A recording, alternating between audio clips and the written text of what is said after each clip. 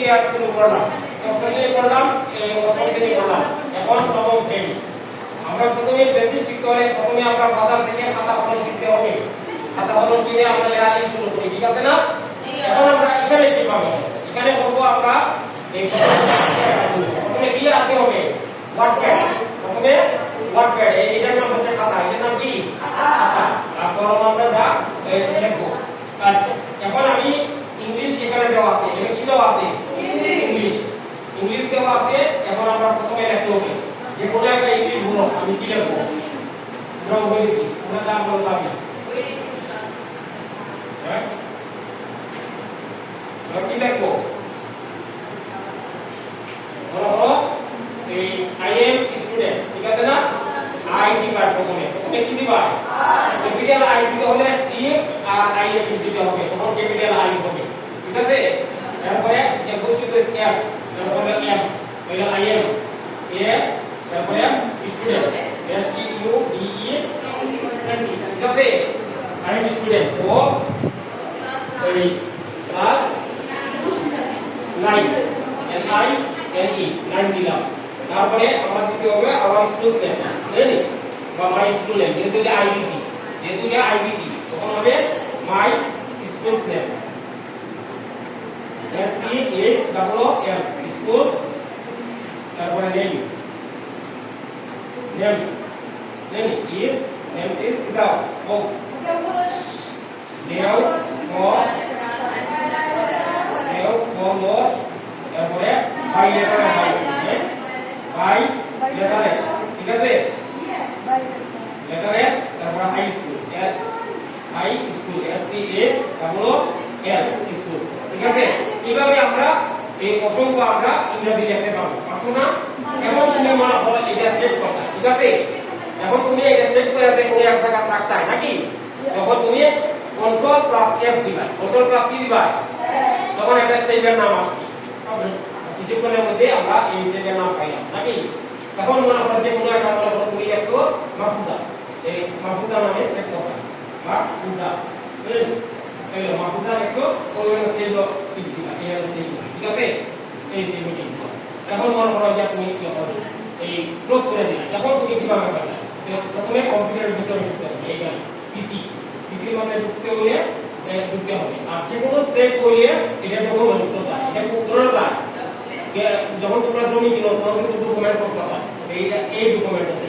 এখন তুমি দেখো এমন করো কিয়া তোমার মাহফুজা আছে, ঠিক আছে? তো এমন করো, এমন করো, যাই দেখো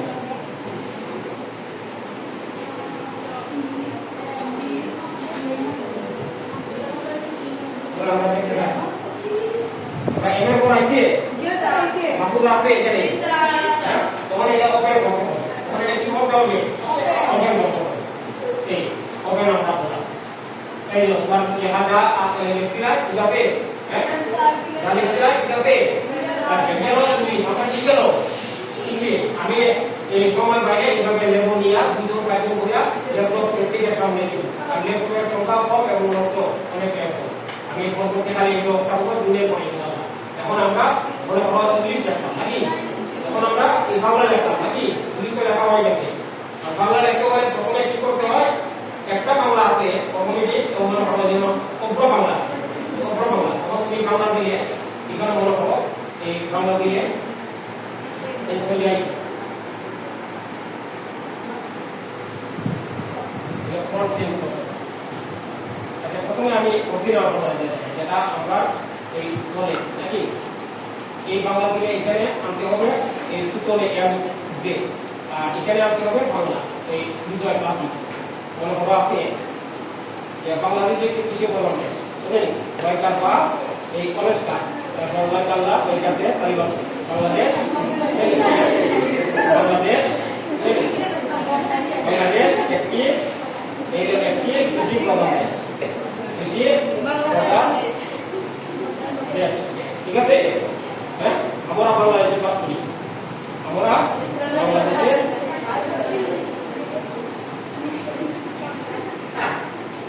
বাংলাদেশে বাস করি,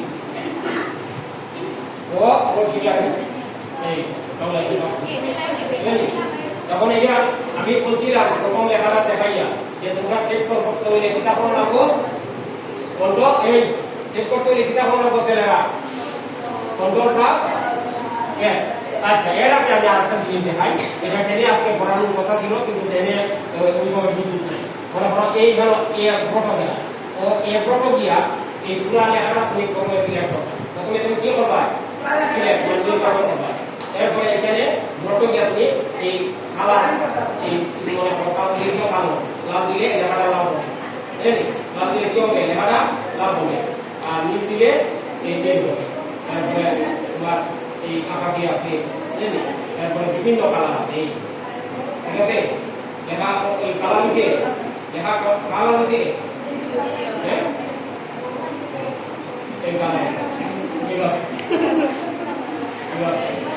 এখন এই লেখাটা এই পেজ দিয়ে আপনার ঠিক করতে হবে বুঝলেন এই পেজটা ঠিক করতে হলে পেজ দেওয়া হতে হবে পেজ দেওয়া হতে সাইজ সাইজ তুমি দুই সাইজ তুমি A4 দিবা না B4 দিবা ধরো A4 আমরা সবসময় আমরা A4 এ রাখি এবং কলাম কলাম একটা না দুইটা দুটো হলে এখানে এই এক অংশ আর ডাইনে থেকে এক অংশ থাকে বুঝলেন মনে করো এক অংশ এই এক অংশ তারপরে সাইজ হচ্ছে A4 দিলাম আর হলো প্রক্রিয়া মানে এই লম্বা না এই প্রস্থ বুঝলেন যদি প্রস্থ দাও তো প্রস্থ হয়ে যাবে এই লম্বা হয়ে গেছে আর যদি তুমি দৈর্ঘ্য দাও তাহলে প্রক্রিয়া এই প্রক্রিয়া থাকবে ঠিক আছে আর মার্জিন এখানে হলো তোমার মনে করো একবার উপরে উঠে যায় অন্য উপরে উঠে যায় একবারে বুঝলেন ভিডিও করে রাখতে অন্য নর্মাল বুঝলেন এর নিচে তুমি যে বড় করে রাখতে এই নর্মাল বুঝলেন মানে বিভিন্ন ক্যাটাগরি থাকে ঠিক আছে আচ্ছা এখন আমরা এটা সেট করতে হলে কিটা করতে হইব control plus S thank you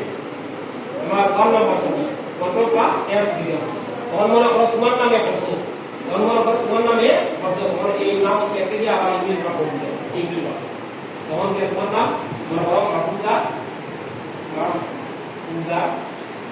তোমার নামটা একবার লিখছো কিন্তু এই ডাবল নামটা হবে না তখন একটা ড্রপ দিতে অথবা অন্য একটা অক্ষর দিতে অথবা তখন সেট করলে হবে ঠিক আছে ওই সেট হয়ে গেছে এটা হচ্ছে বেসিক কম্পিউটার এখন মনে করো কৃষি আমরা এই আরেক জায়গাতে একটা যে কৃষির মাধ্যমে আমরা এই সফলতা অর্জন করি বুঝলেন কৃষির একটা মনে করো এখানেও থাকতো আর এই লেখাটা নিচেও যায় বুঝলেন control plus C control plus কি সি এই দেখো আমি দিলাম কন্ট্রোল প্লাস বি দিলাম ওই যে কৃষি আছে আর একবারে আমি নিতাম এখান থেকে তখন কন্ট্রোল প্লাস এক্স দিলে একবার চলে যাবে বুঝলেন তখন আবার এই লেখাটা আবার আমরা কৃষি কিভাবে আমরা তখন কন্ট্রোল প্লাস এই আবার কি কিছু বুঝা গেছে ছেলেরা হ্যাঁ